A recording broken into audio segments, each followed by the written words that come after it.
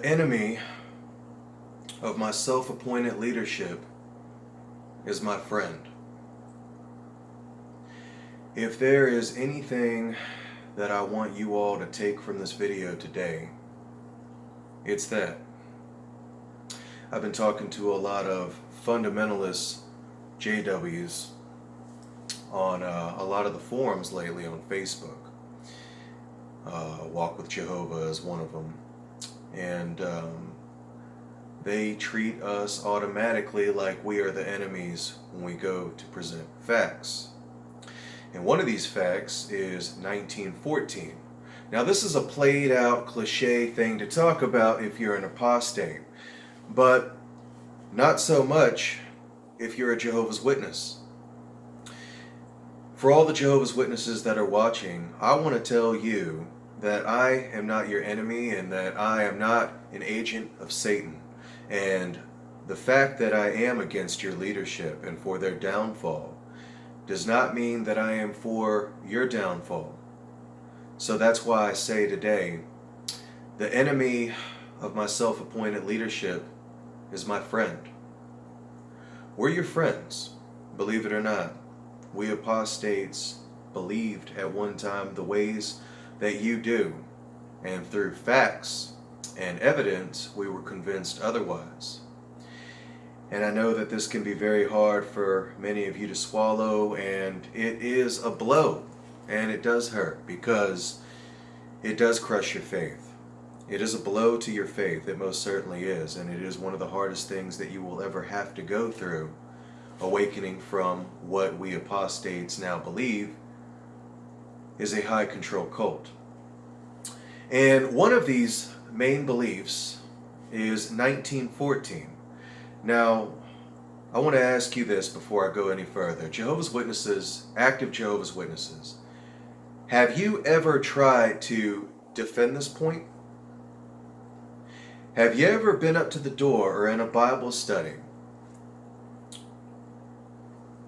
and have been asked this and had to explain it? And when you want to explain it, did you tell them that you would get back to them later because you wanted to go ahead and get them deep into the Bible study first and to just keep it moving along? If you did that, then you have evaded the question. You see, the Bible study and the point of the Bible study are the questions. They are the random off-topic questions. It isn't sticking to the paragraphs. Paragraphs are just telling you what to think. Asking you questions should challenge your thinking. It should make you stronger and better at what you're preaching at. But most Jehovah's Witnesses, including me when I was in it, we would evade this. Oh, well, you know, the Bible says that 1914 in Daniel and all that good stuff. And what they do is they tie Daniel and Matthew 24 together. But the truth is, the book of Daniel and the book of Matthew are not together. And if Jehovah really wanted that to be so clarified, he would have done that. He would have did that in one book through no uncertain terms. Or hell, he could have even came today and performed some kind of a miracle proving his divinity and proving the validity of these scriptures. So, what I'm going to do today, and this is for all Jehovah's Witnesses that are watching, and this is for ex-Jehovah's Witnesses, apostates, agnostics, whatever you are that talk to Jehovah's Witnesses and have a hard time understanding the 1914 doctrine. First off, I'm going to say it's not because you can't understand it. It's not because it's complicated. It's because when you study it, the truth is it really doesn't make a lot of sense. And this is not me being mean. This is not me trying to slam it. So before you fundamentalist J-dubs get on here, oh yeah, you apostate, you are nothing but Satan, and why do you have that long hair and all this other stuff? Let's try to just be objective here for a minute and drop the titles. You're not a Jehovah's Witness. I'm not a worldly person. I'm not apostate. We are just people talking logic to each other, bouncing this off each other, talking about the Bible. Because that's what it's supposed to be about anyways. So without further ado, let's talk about Matthew chapter 24. And as you can see, this is my Bible. Now, I know they replaced it with the silver sword in the year 2013. I know because I was at that meeting. And this is my original Bible. I always liked this one because it was a little wordier and more poetic. And I like that. Plus, this is the Bible that I grew up with, so this is the Bible that I, stayed comfortable using. So, here it goes, Matthew chapter 24. If you read this in context, you'll see it's probably not talking about the last days. We don't really have an indication to believe that they were talking about the last days. But I'm going to get really quick and to the point here before I go in this and talk about this a little bit more. Jesus said that this generation will by no means pass away until all these things have occurred. I could close the book right there, because that right there invalidates most of the doctrines and beliefs and customs of Jehovah's Witnesses immediately.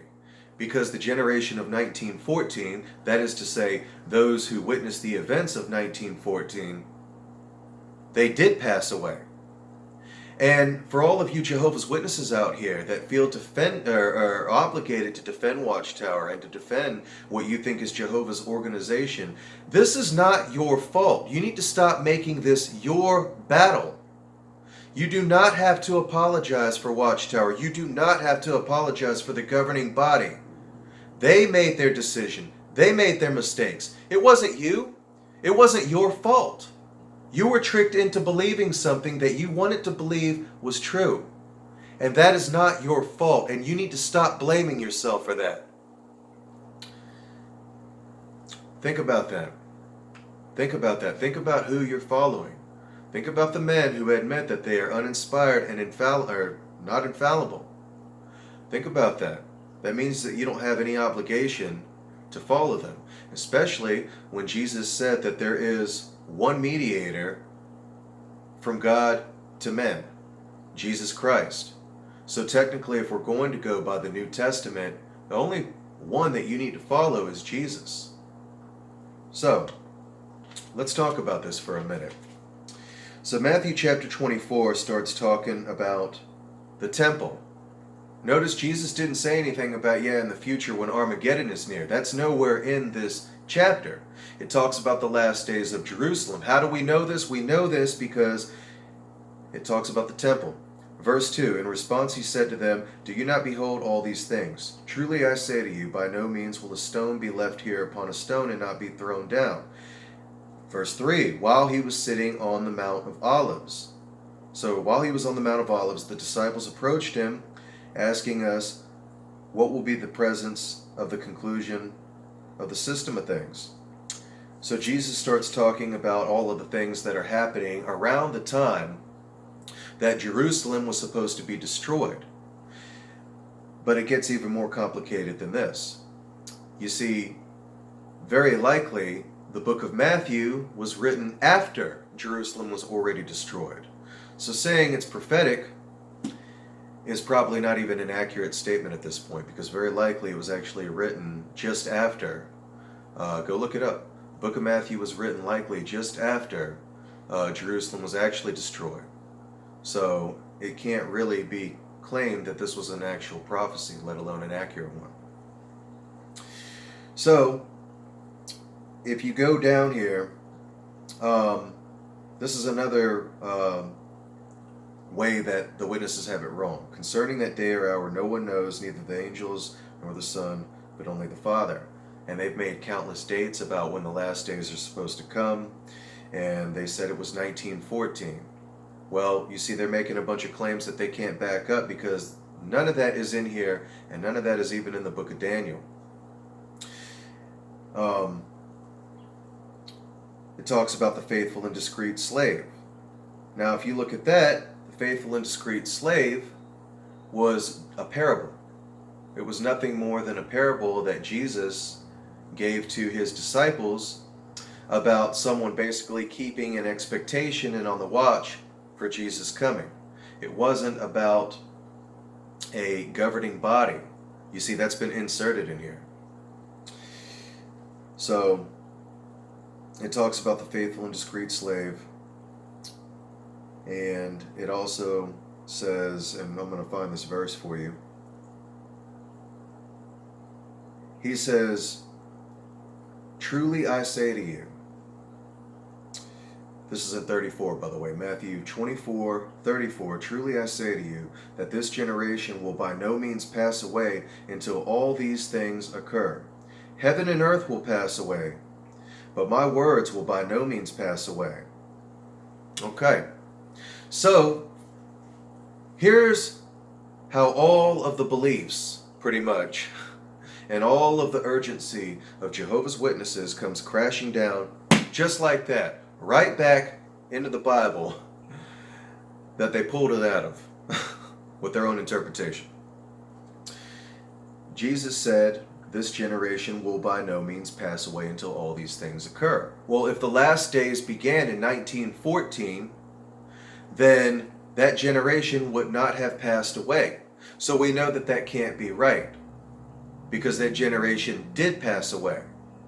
So we don't even have a way of knowing if we're actually in the last days. And furthermore, Jesus said that it would be like lightning when he returned. In this chapter, it also talks about his return not being subtle. It wouldn't be through a few men that claim they are anointed and inspired or spirit directed, even though they admit on the other side of their mouth that they're uninspired and not infallible.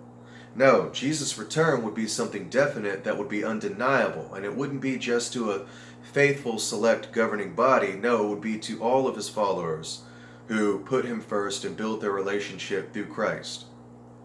So, that was just something that I wanted to talk about, and that was a few things that was on my mind this morning that I've been thinking about. Because a lot of witnesses say, oh, the end is right around the corner. Well, the thing is, the Jehovah's Witnesses have been teaching this since at least 1914. Truth be told, they were teaching it before then. But they've really been harping on it since 1914. But unfortunately, that generation did pass away, and so we know that Jesus could not have been talking about that generation.